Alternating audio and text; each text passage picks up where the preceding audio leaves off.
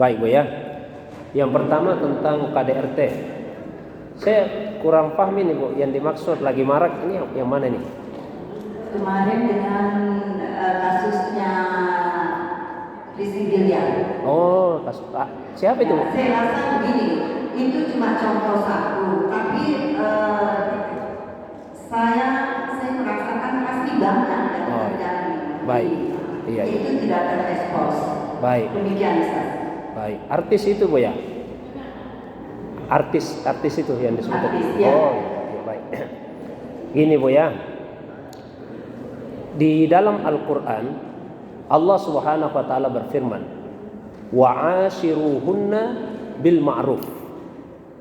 Dan perlakukanlah mereka dengan cara yang ma'ruf. Ini perintah ditujukan kepada laki-laki.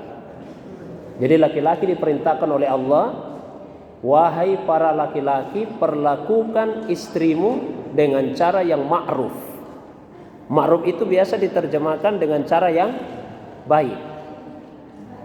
Ya, ada kata yang lain dalam bahasa Arab juga diterjemahkan baik, yaitu khair.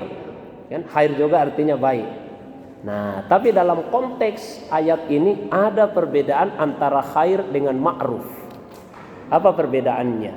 Ma'ruf itu adalah perintah untuk memperlakukan istri dengan cara yang baik, meskipun rasa cinta dari suami sudah berkurang atau bahkan hilang. Jadi ini Bapak-bapak sekalian, bahkan meskipun misalnya kita ini sebagai suami sudah kehilangan rasa cinta kepada istri atau sudah berkurang rasa cinta kita kepada istri, tapi Allah tetap memerintahkan, perlakukan istrimu dengan cara yang baik. Jangan hanya karena ada rasa cinta kemudian suami memperlakukan istrinya dengan baik, bahkan meskipun rasa cinta itu sudah tidak ada lagi. Karena sejatinya bukan cinta yang membuat bahtera rumah tangga itu bisa utuh, ya, bisa dipertahankan. Yang namanya cinta bisa bertambah, tapi dia juga bisa berkurang, bahkan bisa hilang. Yang bisa mempertahankan itu adalah iman kepada Allah. Kalau seorang laki-laki, seorang suami punya iman di dalam hatinya, dia tidak akan pernah menzalimi istrinya. Ketika dia mencintai istrinya, maka dia akan memuliakannya. Dan ketika dia sudah tidak mencintai istrinya, dia tidak akan pernah menganiaya istrinya. Itu di Al-Quran. Terus di hadis Rasulullah SAW bersabda, irfaq bil qawarir, lembutlah kalian kepada gelas-gelas kaca. Lembutlah kalian kepada gelas-gelas kaca. Siapa yang dimaksud dengan gelas-gelas kaca dalam hadis tadi? Para wanita, Pak. Jadi laki-laki, khususnya suami, diperintah oleh Nabi SAW untuk bersikap lembut kepada istri. Dan istri itu diumpamakan seperti gelas-gelas kaca.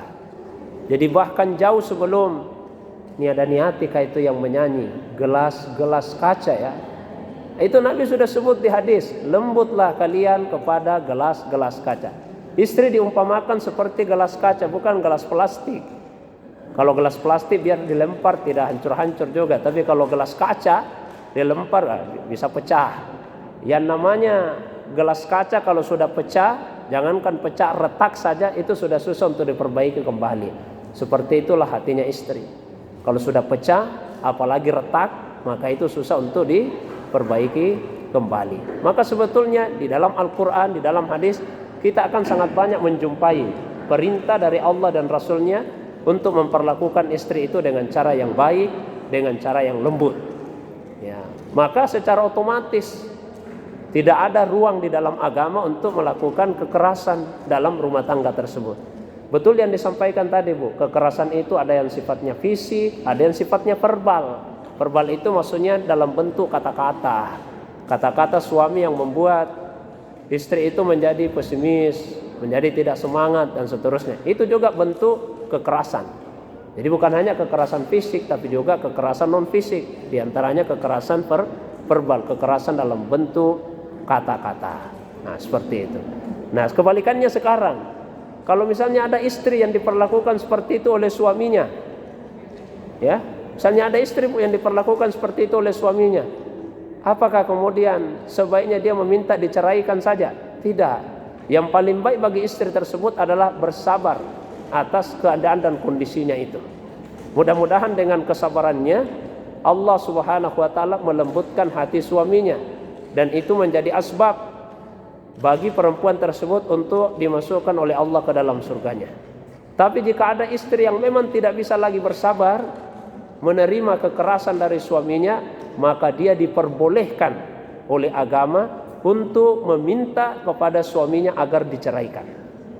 Kalau suaminya tidak mau menceraikannya, maka agama membolehkan kepada perempuan tersebut untuk menggugat suaminya tersebut ke pengadilan. Jadi dua ini. Satu, minta dulu ke suami, daripada saya diperlakukan seperti ini terus Pak, lebih baik ceraikan saja saya. Suaminya tidak mau, boleh istrinya menggugat ke pengadilan. Tapi selama istri itu bisa bersabar, maka itu jauh lebih baik baginya. Nah, sehingga kalau misalnya kita melihat rumah tangga yang tadinya bertengkar kemudian akur kembali, kita jangan malah merasa kecewa. Kita bersyukur, alhamdulillah bisa damai kembali. Ya, ada kesan kan, kenapa akur lagi, baikan lagi kembali. Ya, ibu-ibu maunya seperti apa? Maunya mereka bercerai. Ya, kan bagus kalau mereka bisa memperbaiki bahtera rumah tangga. Namanya rumah tangga pasti semua ada masalahnya. Tidak ada rumah tangga yang tidak ada masalahnya. Kalau ada rumah tangga yang mengatakan tidak punya masalah dalam rumah tangganya, ada orang yang mengatakan tidak punya masalah dalam rumah tangganya, kemungkinannya cuma dua.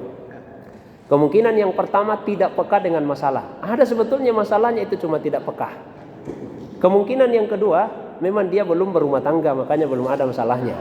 Ya, tapi kalau sudah berumah tangga dan peka, pasti dia akan menemukan permasalahan tersebut. Nah, Bapak Ibu yang dirahmati dimuliakan saudara, itu yang pertama. Terus yang kedua masalah apa tadi Ibu ya? Jadi lupa nih. Apa tadi yang kedua?